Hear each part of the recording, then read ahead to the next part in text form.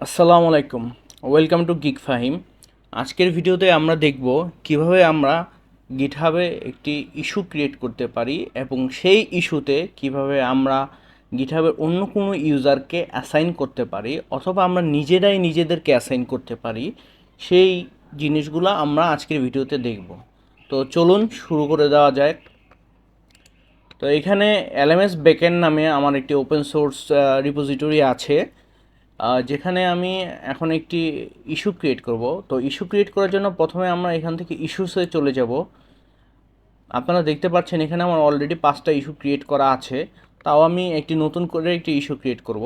Issue ক্রিয়েটের জন্য আমরা প্রথমে নিউ ইস্যু যে বাটনটা আছে সেটাতে ক্লিক করব। এখন আমরা ইস্যুর একটা টাইটেল দেব, লাইক আমরা লিখতে পারি create a crud in sub category controller. আমাদের সাব ক্যাটাগরি কন্ট্রোলের জন্য আমরা একটি ক্রাড অপারেশন দরকার, সেটি আমরা আমাদের ইস্যুতে রেখে রাখছি। তো পরবর্তীতে যারা ওপেন সোর্সে কন্ট্রিবিউট করতে চায় তারা এখানে কন্ট্রিবিউট করবে। তো সেক্ষেত্রে এই ক্রাড অপারেশন করার ক্ষেত্রে কোনো যদি ইনস্ট্রাকশন থাকে সেগুলো আমরা এখানে দিয়ে দিতে পারি। লাইক আমরা বলতে পারি যে যেহেতু অ্যাপ্লিকেশনটি ওপেন সোর্স অ্যাপ্লিকেশনটি লারাভেল করা, আমরা বলে দিতে পারি যে এটি লারাভেলের রিসোর্স কন্ট্রোলার ইউজ করে করা লাগবে, অথবা আমরা বলতে পারি যে এপিআই রিসোর্স ইউজ করতে হবে। তারপর আমরা বলতে পারি যে ফর্ম রিকোয়েস্ট ইউজ করতে হবে। আমরা আমাদের ইনস্ট্রাকশনগুলো বা কোডিং প্যাটার্নগুলো এখানে ডিসক্রিপশনে লিখে দিতে পারি, অথবা এখানে কোডিং ফরম্যাট আছে, কোডিং ফরম্যাটগুলোর মধ্যে আমরা ধরেন কোনো একটা কোড লিখে দিব, তো সেটা কোডিং ফরম্যাটের মধ্যে থাকবে। এখানে আমরা প্রিভিউতে গেলে সেটা আমরা এখানে দেখতে পারবো, এটা হচ্ছে কোড ফরম্যাটের মধ্যে থাকে। আর যদি কোনো কিছু লিখতে চাই, লাইক একটা হেডিং দিতে চাই, দিস ইজ এ হেডিং, তো সেক্ষেত্রে এটিকে আমরা বোল্ড করতে পারি। এটি সিলেক্ট করে এখানে যে বি, এটাতে আমরা যে ক্লিক করি তাহলে এটি বোল্ড হিসাবে থাকবে। তারপর এখানে আছে হেডিং টেক্সট, এটি হেডিং টেক্সট হিসাবে থাকবে। তারপর হচ্ছে এখানে কোড হিসাবে অ্যাড করা যায়, লিঙ্ক অ্যাড করা যায়, লিস্ট অ্যাড করা যায়। এখানে এক্সটার্নাল লিঙ্ক বা রেফারেন্স এখানে আপনি ইউজ করতে পারবেন। That's it. মানে এখানে আপনি মেন কথা হচ্ছে আপনি যেই ইস্যুটি ক্রিয়েট করছেন সেটা সম্পর্কে আপনি কোনো ডেসক্রিপশন অথবা কোনো ফাইল যদি লাগে সে ফাইলটাও আপনি এখানে অ্যাটাচ করে দিতে পারবেন। বাস, আমরা আমাদের ইস্যুটি ক্রিয়েট করার জন্য এখানে সাবমিট নিউ ইস্যু ক্লিক করব এবং সাথে সাথে আমাদের ইস্যুটি ক্রিয়েট করে যাবে। এখানে দেখতে পাচ্ছেন ইস্যুর শেষে #6 নামে একটা নাম্বার আছে।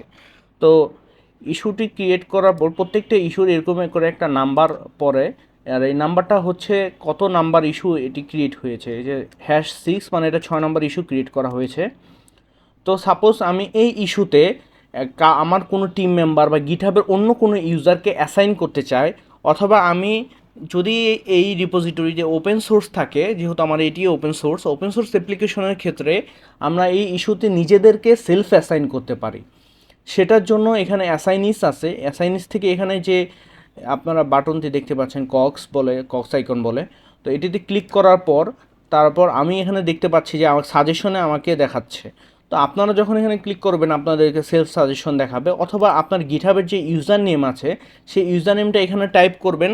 আপনার ইউজার নেম অনুযায়ী আপনি আপনার ইউজার আইডিটা পেয়ে যাবেন, গিটহাবের ইউজার আইডি, তারপর সেটিকে সিলেক্ট করে দিলে সে অ্যাসাইন হয়ে যাবে।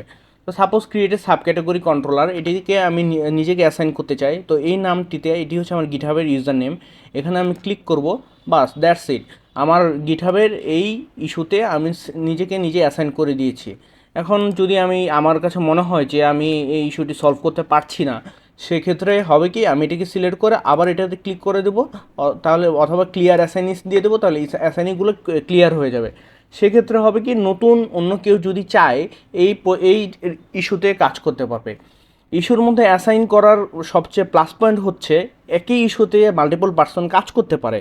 সেক্ষেত্রে দেখা গেল যে আপনার একই জিনিস নিয়ে আপনারা 2-3 জন কাজ করছেন, পরবর্তীতে আপনার অ্যাকসেপ্ট করবে কার্ডটা।